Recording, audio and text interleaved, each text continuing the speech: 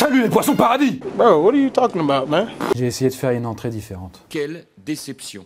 D'ailleurs, en parlant de poisson paradis, sachez que cette petite bête, on la trouve notamment en Corée du Nord, qui est, aux yeux de certains, un petit paradis. Enfin, après, pas la majorité des gens, clairement. Et si je vous parle d'Internet, vous devez penser à plein de choses. YouTube, bien sûr, mais aussi liberté d'expression, partage, créativité. Ah, et sans oublier le porno. Ouais, peut-être. Allez, bon boulard en quelques clics. Je crois que tu vas le couper au montage, ça, hein? Ouais, en tout cas, quoi qu'il en soit, cette définition d'Internet n'est pas la même dans tous les pays, particulièrement dans les pays gouvernés par des régimes autoritaires. Voilà, les dictatures typiquement. Et quand on pense au système totalitaire qui subsiste encore de nos jours, on pense à la Biélorussie, ou alors des pays dont le nom termine par Stan. Afghanistan, Kazakhstan, Kyrgyzstan, Ouzbékistan, Pakistan, Tadjikistan, Turkménistan. Mais on en retient surtout une qui fait office de boss final, la Corée du Nord. D'ailleurs, ça ne surprendra personne si je vous dis que là-bas, Internet n'existe pratiquement pas. Pour l'écrasante majorité de la population, en fait, Internet, c'est même interdit. Ça veut dire qu'ils n'ont pas du tout d'internet? C'est compliqué, mais oui, hein. Et on peut dire que c'est le cas pour la quasi-totalité de la population. Mais il n'y a pas que pour les Coréens qu'Internet est inaccessible. Par exemple, rien qu'en France, en 2019, selon l'INSEE, 17% des Français étaient en situation d'électronisme. C'est-à-dire qu'ils ne pouvaient pas utiliser d'ordinateur, de tablette ou de smartphone à cause de leur manque de compétences dans le domaine ou d'un accès difficile à Internet. Les premiers concernés sont typiquement les SDF, les familles en difficulté, les travailleurs précaires. Et pour lutter contre ça, Bouygues Télécom a réalisé une grande opération en collaboration avec la Croix-Rouge française.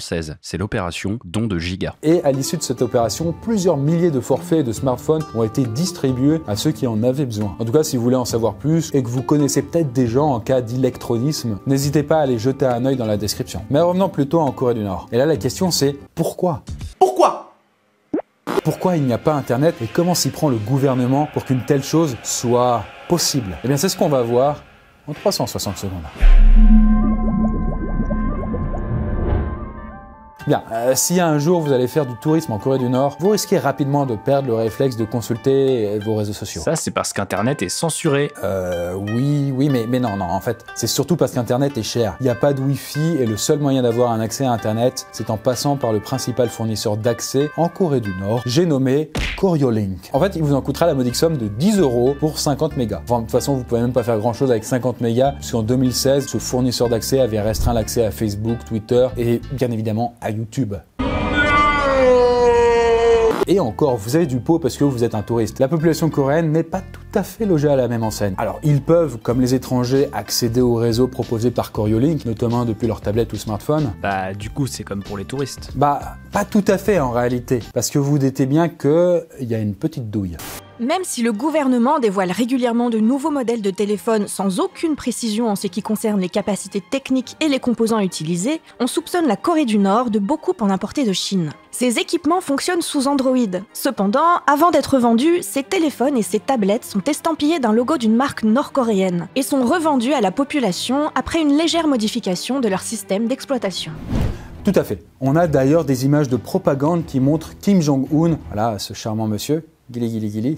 On a des images de Kim Jong-un en train de visiter une usine de fabrication de téléphones nord-coréenne. Mais attends, on ne vient pas de dire que les téléphones étaient fabriqués en Chine? Si, tout à fait. Mais propagande oblige, le régime ne veut pas révéler que les téléphones sont importés. On voit donc quelques employés emballer fièrement les smartphones devant leur leader. Quant au logiciel d'exploitation des smartphones et des tablettes, il est légèrement modifié. En fait, les autorités installent un logiciel espion qui va permettre de savoir quel fichier a été ouvert sur le téléphone. Les médias qui circulent en Corée du Nord sont d'ailleurs équipés de mouchards qui permettent d'avoir la liste de toutes les personnes ayant consulté, envoyé ou reçu un fichier. Si c'est pas pratique et beau ça? Non. Et puis il va aussi bien sûr prendre des captures d'écran à des intervalles aléatoires pour surveiller les activités de près de 2 millions d'usagers nord-coréens possédant un smartphone. 2 millions quand même sur une population de 24 millions, je précise. Intéressant tout ça, mais pourquoi tu essaies d'éluder la question? Jusqu'ici ça a parfaitement l'air d'exister Internet en Corée du Nord. Ah, patience. Vous vous en doutez, de telles restrictions ont un but tout à fait politique. En privant son peuple d'Internet, le gouvernement de Kim Jong-un le coupe du reste du monde, notamment de l'information. Le seul moyen pour la population de s'informer, du coup, c'est de regarder une des 4 chaînes possédées, bien entendu, par le gouvernement. D'ailleurs, pour l'anecdote, une d'entre elles, KCTV, la chaîne de télévision centrale, est disponible dans le reste du monde. Elle est même en Full HD depuis 2017. Yes. Mais il y a d'autres moyens de se tenir informé, comme la radio par exemple. Alors oui, certes, mais tous les postes de radio vendus dans le pays sont trafiqués pour ne capter que les ondes émises en Corée du Nord. Et d'ailleurs, je préfère avertir les petits bricolos malins qui se voient déjà en train de bricoler leur poste pour capter les ondes du monde entier. Eh bien, libre à vous de faire. Mais si on vous chope, préparez-vous juste à des conséquences sur vous-même et votre famille. Tout à l'heure, tu nous as parlé de téléphone, de tablette et de fournisseurs d'accès. Ça veut bien dire que les Nord-Coréens peuvent aller sur Internet? Oups, on dirait que je viens de dévoiler ton secret au monde entier.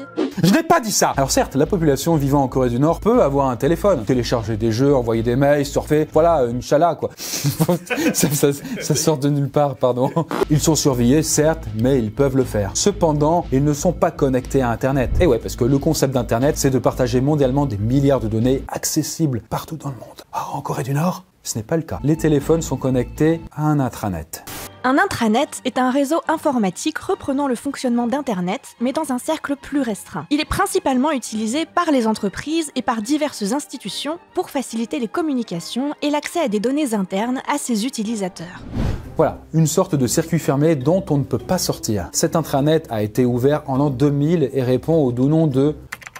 Bon, laisse tomber, on mettra la traduction automatique. Il répond donc au doux nom de Gwangmyeong. Naturellement, cet intranet est contrôlé par le gouvernement. Mais on peut y trouver des pages provenant de l'Internet mondial. Bien entendu, elles sont revues et corrigées par les autorités avant d'être injectées dans le fameux... Gwangmyeong.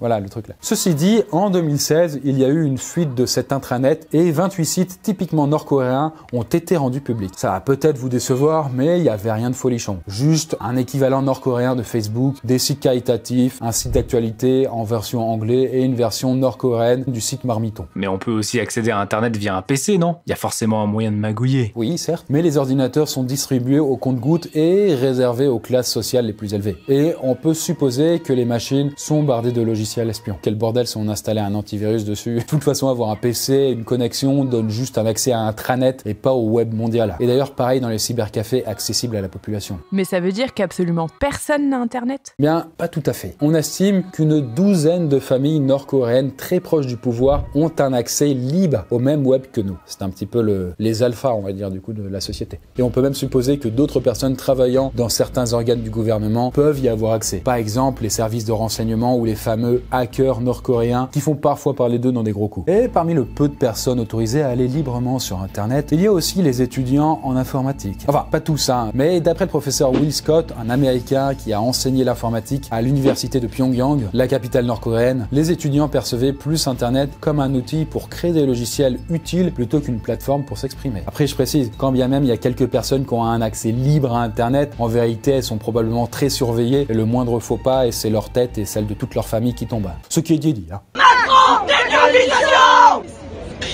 Quoi qu'il en soit, d'après vous, que pourrait-il se passer si, un jour, soudainement, la population nord-coréenne se retrouvait connectée au reste du monde? Comment réagirait-elle en découvrant des sociétés si différentes d'elle? Serait-elle confortée dans les opinions que son gouvernement lui a dictées ou s'ouvrirait-elle au monde?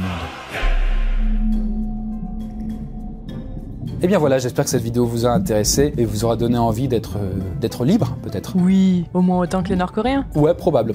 Et merci à Bouygues Télécom d'avoir sponsorisé cette vidéo. D'ailleurs, pour rappel, vous pouvez vous renseigner sur l'électronisme et les moyens mis en place par Bouygues Télécom pour lutter contre. Pour ça, il suffit d'aller jeter un coup d'œil au lien qui se trouve en description. Trop cool, je vais regarder ça. Allez, à plus la Pascaille.